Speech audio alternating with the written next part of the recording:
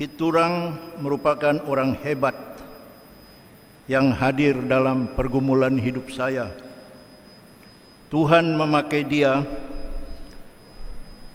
untuk mengarahkan hidup saya, bahkan mengubah dan membentuk saya seperti saya ada sekarang. Betapa luar biasanya Piturang, sehingga saya perlu terbang dari planet lain untuk menghormati sekaligus mengantar Pit ke pembaringannya yang terakhir. Bagi saudara-saudari yang belum mengenal saya adalah Datus Lega, Uskup Sorong di Tanah Papua. Beta juga anak Kupang. Beta lahir di Oiba. Beta sekolah SD di Merdeka dan di Nekoten. Lumayan sampai kelas 6. Tidak tamat. Karena 3 bulan saya menyelesaikan SD di Ruteng dan tamat.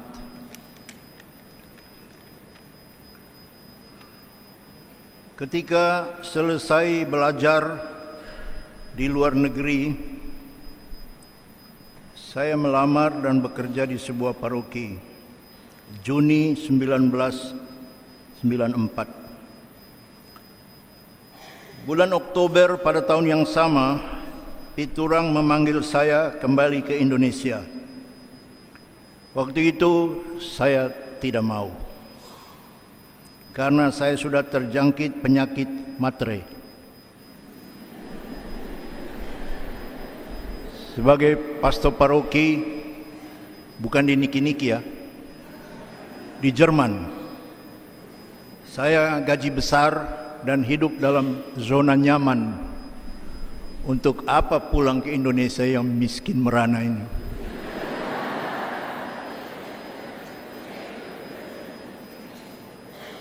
Tapi Piturang berhasil mempengaruhi Bapak Uskup saya, Monsinyur Edward Sangsun SVD, yang menulis sebuah surat, mengirimkannya melalui fax, yang menghina saya.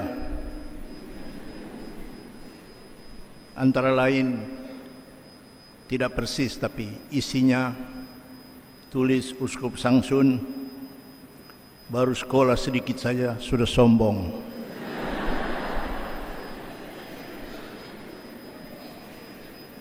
Maka saya yang terkenal rendah hati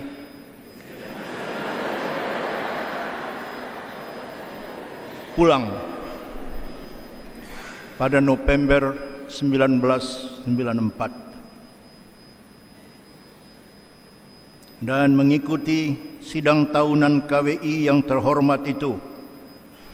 Pada akhir masa sidang tahunan 1994, Sekretaris Jenderal Monsinyur Martinus Situmorang antara lain mengulangi memperkenalkan pejabat-pejabat baru dalam lingkungan Konferensi Wali Gereja Indonesia.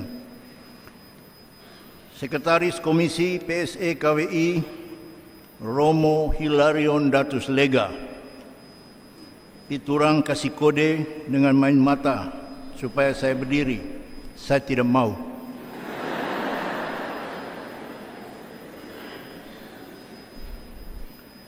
Tanpa omong-omong, langsung main tunjuk saja. Begitulah bapak-bapak dan ibu-ibu, saudara dan saudari, Bapak Uskup dan rekan-rekan imam.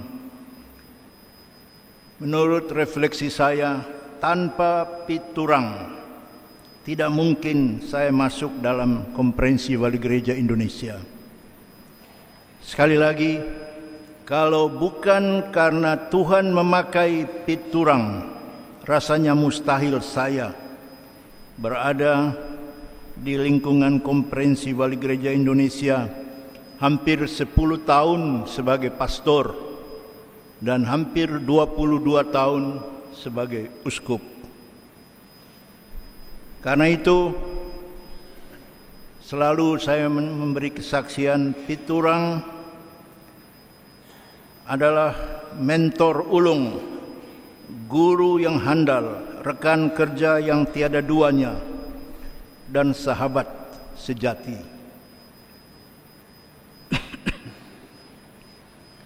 Pelajaran terpenting dari Piturang bagi saya dan mudah-mudahan bagi rekan-rekan imam, bagi Bapak Uskup, adalah menghormati dan mencintai imamat. Kami ini, kita ini, para imam, uskup, bukan siapa-siapa dan bukan apa-apa kalau bukan imam. Kita mendapat anugerah istimewa, gratis, tanpa jasa-jasa kita, oleh karena belas kasihan Tuhan. Imamat itulah, menurut Pastor Piturang, yang memanggil Anda, terutama agar Anda hormat dan mencintai imamat. Imamat itulah, dalam kata-kata dia, yang menjadikan Anda orang.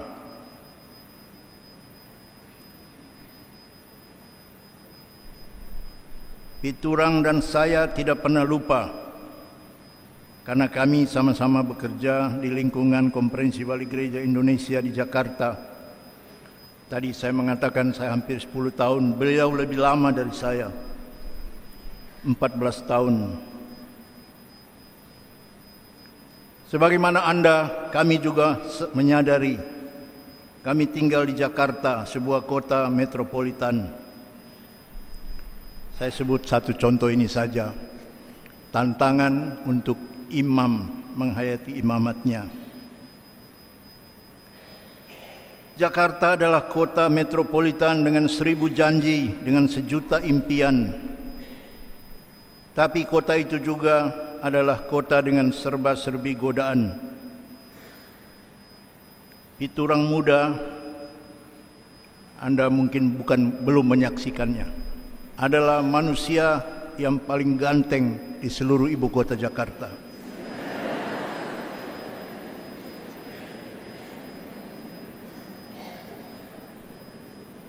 Sudah tua saja masih ganteng, apalagi muda. Karena beliau Indo, bapaknya India, mamanya orang Manado di Indonesia.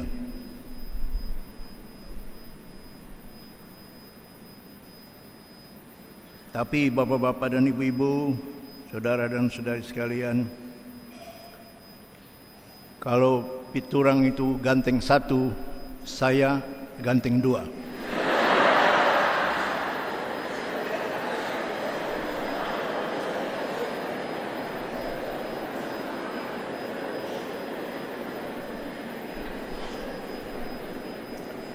Sekarang saja Anda lihat saya gembrot, tapi dulu lang sing-sing, top Marco top. Kalau beliau Indo dari garis ayah, saya juga Indo dari garis ibu. Ibu saya orang Atapupu, keturunan Maliana, Timor Leste.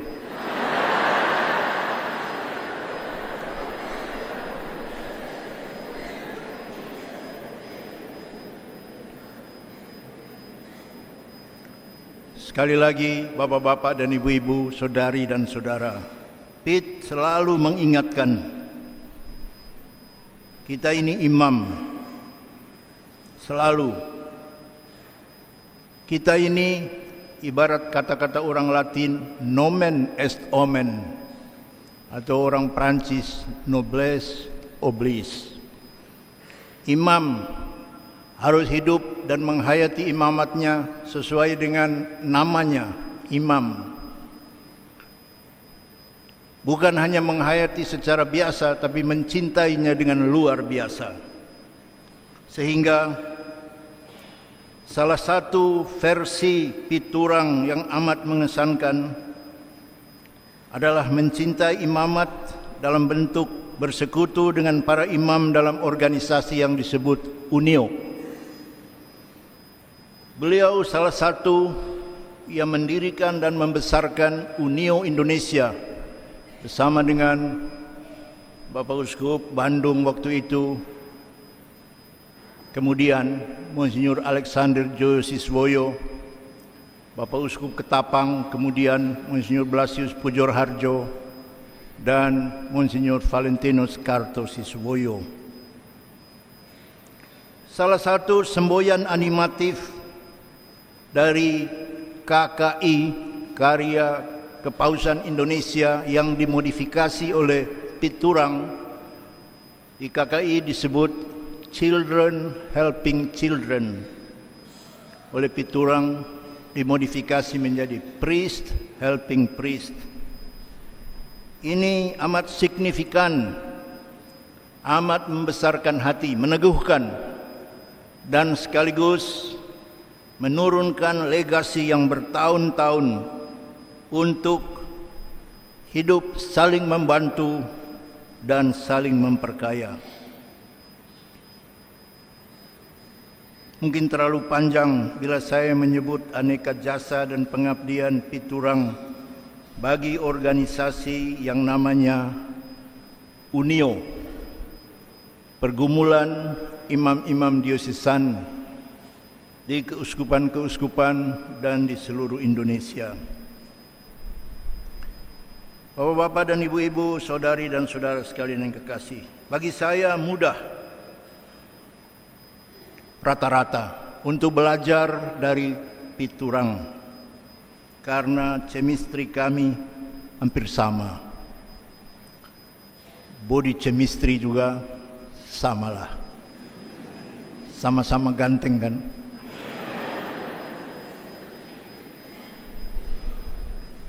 Sama-sama suka bekerja maksimal, sama-sama dalam keyakinan mencintai imamat, sama-sama suka mandiri dan kemandirian, sama-sama perokok berat.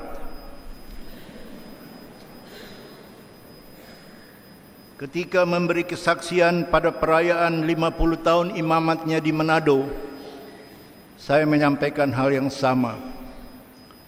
Pit dan saya sama-sama perokok berat. Sama-sama juga sudah berhenti merokok. Saya sudah 11 tahun berhenti merokok. Piturang waktu itu 11 hari.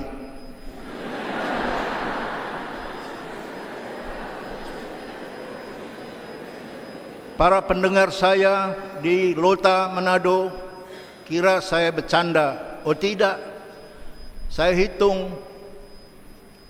Beliau berhenti merokok dari tanggal 8 Desember. 8, 9, 10, 11, 12, 13, 14, 15, 16, 17, 18. 50 tahun imamat. 11 hari kan? Baru romo-romo yang dengar tuh, oh kirain bercanda. Khotbah baru bercanda kah? Seriuslah.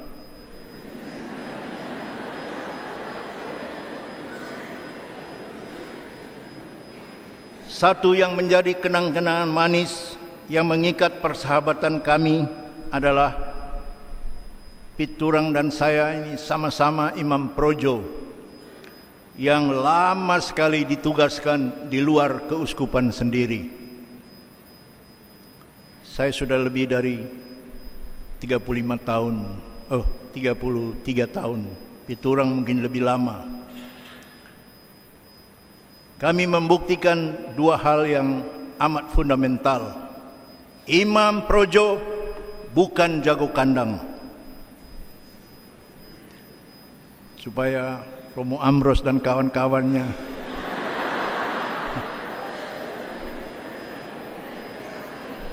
yang kamu sombong di Kupang ini,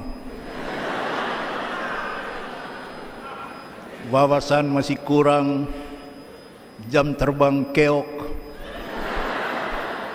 hanya mengaku-mengaku saja. Kedua, bapak-bapak dan ibu-ibu sekalian, imam projo adalah imam gereja Katolik universal, imam misioner global.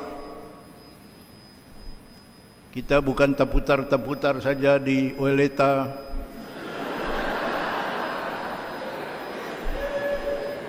Sikumana, TDM, dan lain-lain. Tapi kelas kita lebih besar dari John Salu.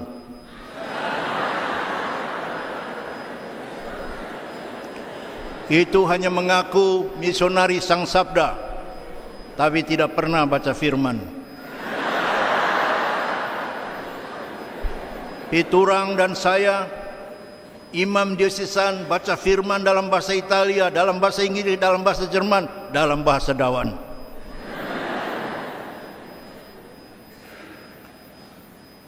Masih banyak keunikan dan keunggulan dan kehebatan Piturang yang sudah dan pada hemat saya akan tetap menjadi bahan pembelajaran, tapi akan berkepanjangan. Izinkan saya menyampaikan satu dua lagi. Piturang juga mengajarkan kepada saya bagaimana mengelola perbedaan pendapat. Uskup-uskup di lingkungan Konferensi Wali Gereja Indonesia menjadi saksi betapa banyak kali Piturang dan saya berbeda pendapat, beradu argumentasi dalam sesi-sesi rapat tahunan. Dalam bahasa Papua, kami dua ini suka baku melawan. Tapi sebenarnya berbeda pendapat untuk membuktikan satu hal yang amat hakiki. Seperti saya, Piturang juga bukanlah kebenaran mutlak. Kita sama-sama mencari kebenaran dengan bergumul dalam percaturan pemikiran untuk menghasilkan yang terbaik yang bisa kita hayati dan lakukan bersama-sama.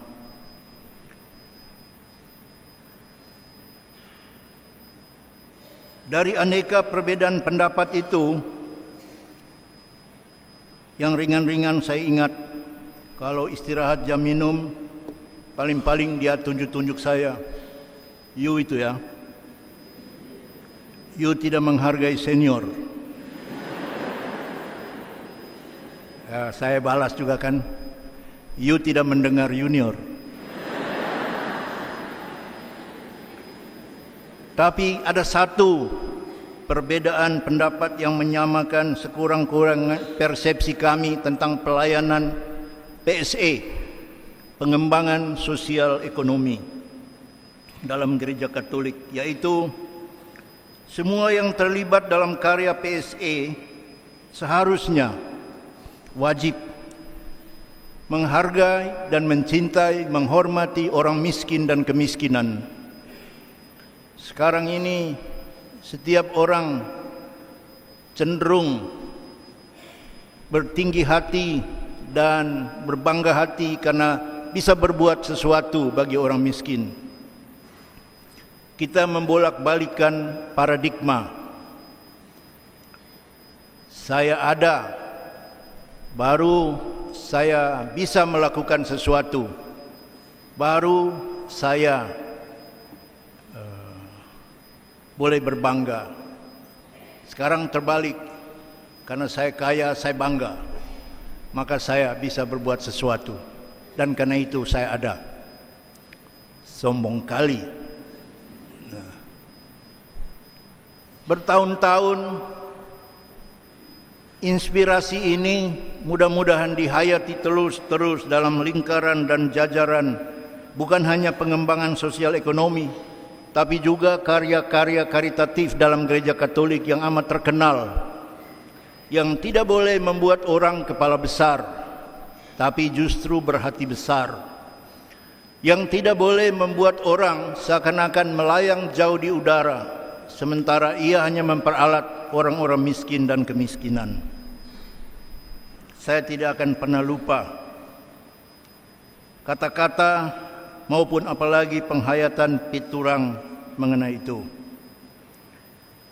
Akhirnya bapak-bapak dan ibu-ibu, saudara dan saudari sekalian yang dikasih, itu pengalaman pribadi Anda semua masing-masing atas salah satu cara mengalami juga siapa itu piturang. Ada yang mungkin 27 tahun atau lebih, ada yang kurang, ada yang setahun, ada yang menyentuh hati, ada yang mungkin merasa nyelekit, tersakiti dan lain-lain.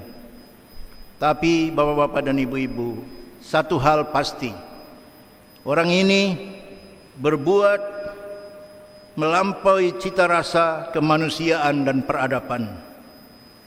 Oleh karena itu, pertanyaan pokok ketika mendoakan seseorang yang sudah meninggal seperti piturang, bagaimana nasibnya? Bagaimana nasib kita setelah menjalani kehidupan yang fana ini? Marilah kita mencari rujukan dari hidup dan penghayatan Sang Penebus Yesus dari Nazaret. Apa yang diperoleh Yesus setelah ia menjalani kehidupannya di dunia ini? Untuk menjelaskannya, pakailah sebuah dinamika proses kehidupan manusia dari pelajaran ilmu jiwa. Hidup kita ini, bapak-bapak dan ibu-ibu, saudara dan saudari sekalian yang kekasih, adalah bagian dari dinamika memberi dan menerima, give and take. Apa yang kita terima bergantung sangat dari apa yang kita beri.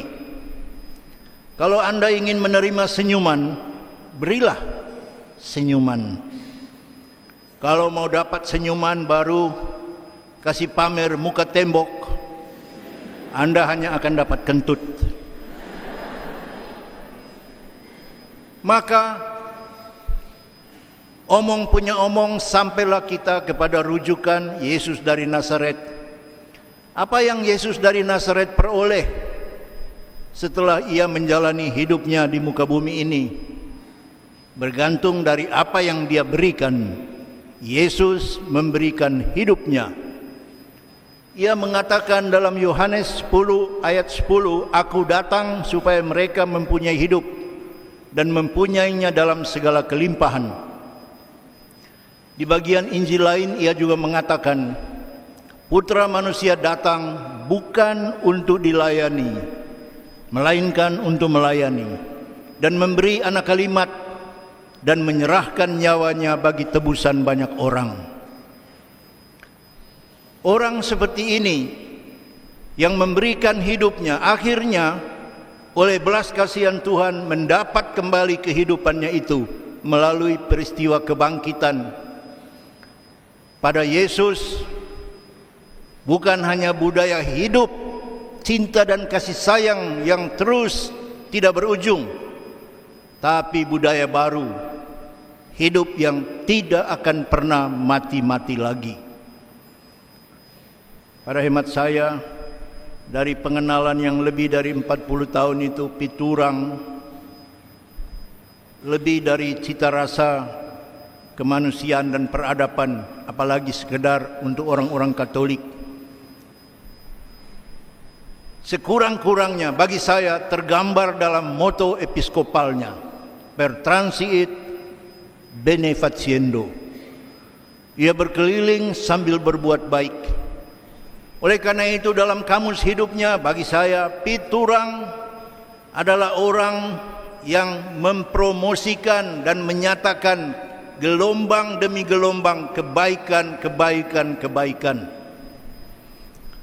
Oleh karena itu, orang seperti dia menerima kembali kebaikan itu dalam bentuk hidup yang tidak akan pernah mati-mati lagi. Saya memilih penggalan bacaan Injil pada hari ini yang diambil dari renungan Yohanes pasal 14 mengenai keraguan Thomas dan kawan-kawannya. Tuhan, kami tidak tahu jalan kemana Engkau pergi. Karena itu, bagaimana kami akan mengikuti Engkau dan memperoleh tempat yang Kau janjikan? Yesus menjawab, bodoh. Itu tidak ada dalam Alkitab. Itu supaya Anda jangan keluar dan masuk lagi, supaya jangan tidur dan bangun lagi. Tapi Yesus mengatakan, aku adalah jalan, kebenaran, dan kehidupan. Itulah jalan yang sudah ditempuh piturang, itulah jalan yang diperolehnya kembali. Monsinyur Turang, doakan kami. Dalam nama Bapa dan Putra dan Roh Kudus. Amin.